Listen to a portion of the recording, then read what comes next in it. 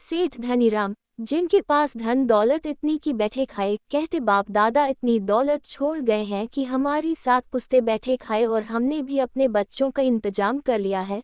सही कहते थे सेठ धनीराम बड़े होने के कारण अपने दोनों भाइयों का हक जो मार कर बैठे थे। धनीराम किसी पर भरोसा नहीं करते थे, ना अपने बच्चों पर और ना ही अपनी बीवी पर। भाइयों को तो उन्होंने समाज के सामने धोखेबाज और नालायक घोषित कर रखा था। हमेशा रोते रहते मेरे दोनों भाई बहुत नालायक निकले। पिताजी के बाद मैंने दोनों का बहुत ख्याल रखा पर दोनों मुझे धोखा देकर अलग हो गए। पर उन्हें जानने वाले हकीकत समझते थे। उनकी इन्हीं आदतों के कारण उनके दोनों बेटे निकम्मे निकले। पर बड़े सेठ के बेटे थे तो दोनों की शादी भी हो गई। बहुएं तो बेटों से 2 कदम आगे निकली। दोनों में होड़ लगी कौन बाबूजी की ज्यादा सेवा कर ले जिससे बाबूजी की लाडली बहू बन जाए। असल में दोनों की नज़र बाबूजी के जनेऊ में बंधे चाबी के गुच्छे में थी। दोनों में इतनी लड़ाई होती कि सेठ धनीराम को दोनों को अलग अलग करना पड़ा। जो उन्होंने अपने भाई के साथ किया वही अब अपने घर में हो रहा था।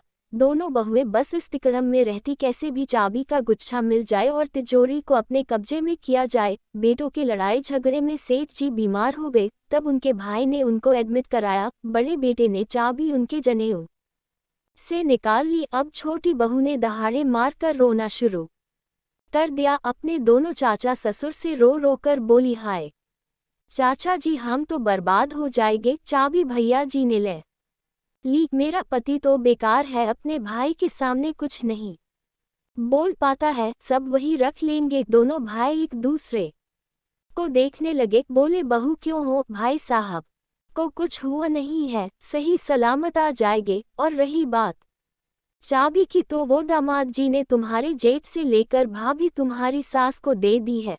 अब बहू का रोना कम हुआ, दौड़कर अपनी सास के पास गई जहां उसकी जेठानी पहले से चाबी को देखकर आंसू बहा रही थी। हाय अम्मा जी क्या होगा। सास ने डांटा जोर से, क्या होगा, थोड़ा बीमार हुए हैं, आ जाएंगे। तुम दोनों तो उनके मरने के पीछे पड़े रहती हो। दोनों मुंह बनाते बस चाबी को देखते रही। धनीराम के दोनों भाई इतना ही बोल पाए, जैसा बीज बोया था भाई साहब ने अब वैसा ही काट रहे हैं।